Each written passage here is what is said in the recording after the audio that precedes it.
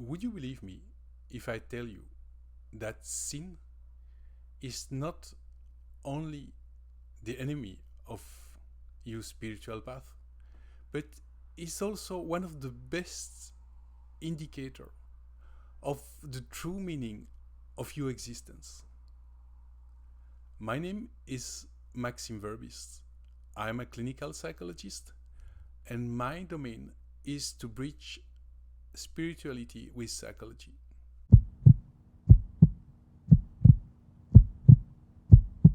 Before we discuss what a sin is, it's better to remove all the layers of misunderstanding that has been accumulated through time. The first misunderstanding is to confuse a capital sin with a psychiatric disorder. Nowadays, we consider that what matters the most is to be adapted, and any mental state that will lead us astray from being adapted is a mental disorder. And there is a lot of overlap between capital sins and mental health disorder. But there is a huge difference also, is that sin has a spiritual dimension, and you won't find any in a manual of psychiatry. It's just a list of symptoms, and you may find traces of the 7 deadly sins within the DSM, mostly in the personality disorder subtitle. Have a look if you want.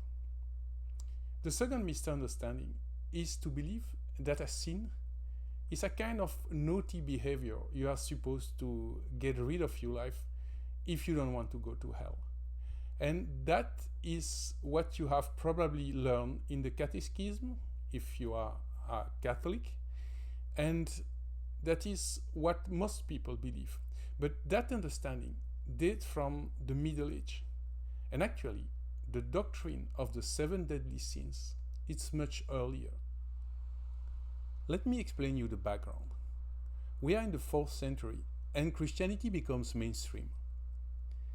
And of course, as it starts to mingle with power, it gets really corrupted. And a bunch of Christians were really dissatisfied about it. And some of them decide to do something drastic. They decide to follow the step of Jesus and to go to live in the desert. And this happened in the desert of Egypt, close to Alexandria. At first, they were living by their own, and I must say that many of them probably died or lost their mind. But some of them managed to get something interesting, and soon others came by their side. So they were seeking wilderness, and at the end they end up being the origins of modern monasteries. So what is very relevant for psychologists is that those folks had a lot of time to dedicate observing their mind and observing how many thoughts and feelings were constantly drifting them away from their spiritual goal.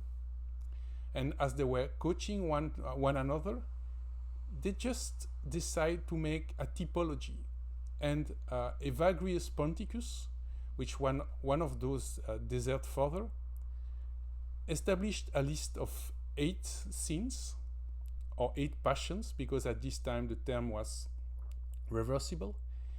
And that list, 1 century after, were turned into the symbolic number of 7 by Pope Gregory the Great. So we have that list of 7 capital sins. And actually it's very wrong to call them deadly sins, because deadly means it's related to hell. And at the end of the antiquity, people were not really worried about hell. It's a capital sins. Capital means from the head, capitis in Latin.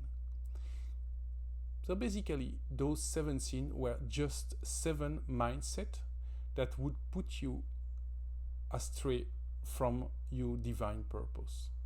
Nothing more. Not really a big deal.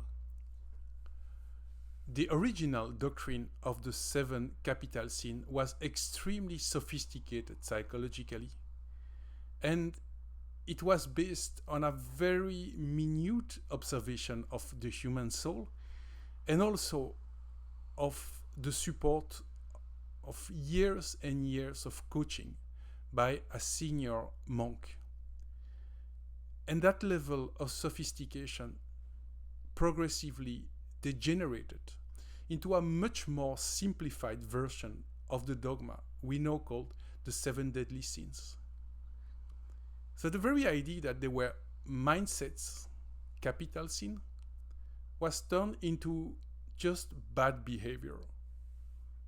So the seven deadly sins are just a list of bad behavior you are supposed to refrain from, and if you happen to fall into it, because there is no way you cannot fall into it, you would need a proper confession in order to prevent you from going to hell. Imagine the power that was giving to the church, the only institution capable to spare you from hell.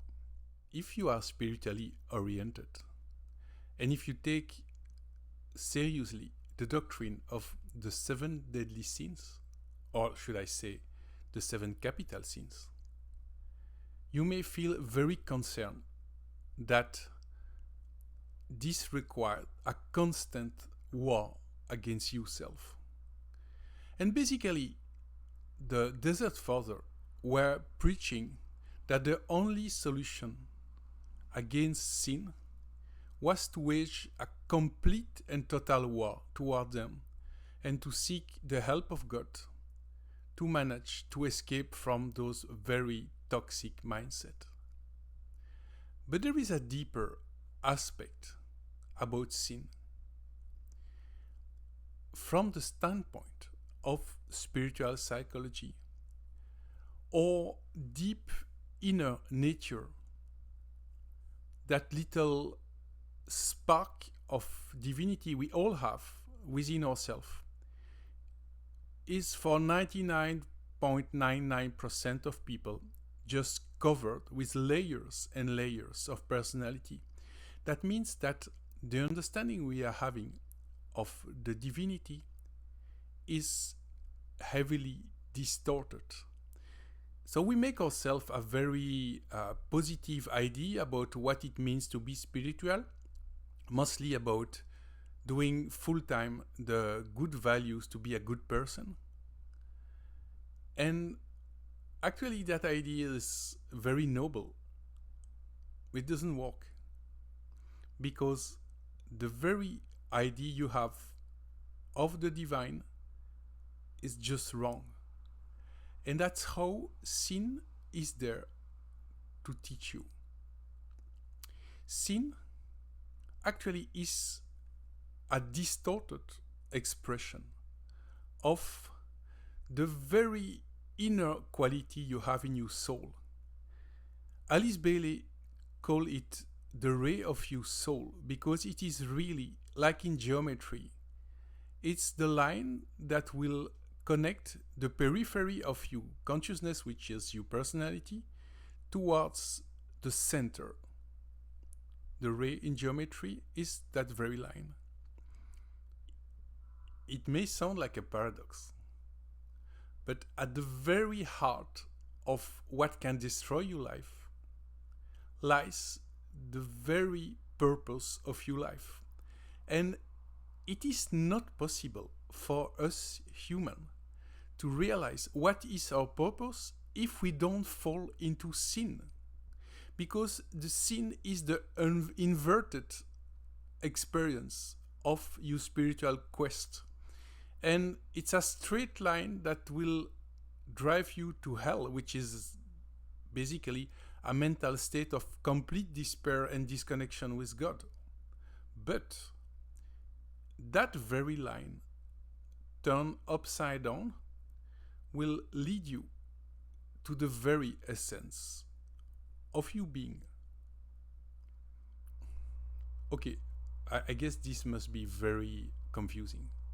But remember, the very idea you have of what is a spiritually correct attitude is the product of whatever you have learned at school, in the church, in the many readings you had, in the encounter you had. But this is heavily distorted. So basically, we humans don't really know how to seek God. And the very positive thing about sin, and let's be realistic, it may completely destroy your life too. But whenever we fall into it, it allows us to understand by the pain it causes that the very idea we had about the spirituality was wrong. So it's not the sin who is wrong, but the conscious idea we make ourselves of what is spirituality. And sin is there to teach us that we are getting it wrong. So instead of an obstacle, it's a signal that you are drifting away from the purpose of your life. And if you really grasp what that sin means, and basically what is its true quality, because there are 7 rays for the soul, that means we all tend to succumb to one very specific type of sin, I hope you know, which is yours. But from the moment you know what is that quality, you will immediately know when you are falling into a sin which is a distorted version of that quality.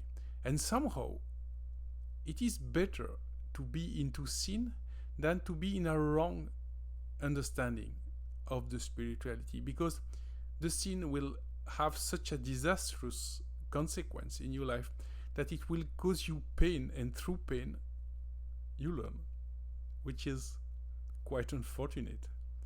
But you need sin to understand the purpose of your life, to understand what is the ray of your soul. And in this series, we will discover one by one, we will unpack that very deep understanding of mankind, which has been condensed in that doctrine of the 7 capital sin.